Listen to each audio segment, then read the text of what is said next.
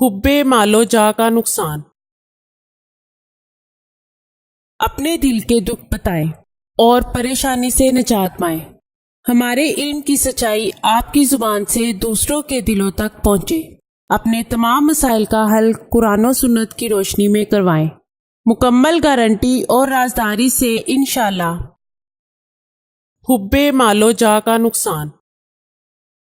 فرمان مصطفیٰ صلی اللہ علیہ وآلہ وسلم، دو بھوکے بھیڑیے اگر بکریوں کے ریوڑ میں چھوڑ دیے جائیں تو اتنا نقصان نہیں پہنچاتے جتنا کہ مال و دولت کی ہرس اور حب جا یعنی عزت و شہرت کی محبت انسان کے دین کو نقصان پہنچاتے ہیں۔ میں اللہ تعالیٰ کا شکر گزار ہوں جس نے مجھے دکھی انسانیت کی خدمت کرنے کا موقع دیا۔ ناظرین، یہ چینل آپ کی رہنمائی کے لیے شروع کیا جا رہا ہے، جس میں آپ کو زندگی کے تمام خاص و عام مسائل کا حل قرآنی وظائف کے ذریعے بتایا جائے گا۔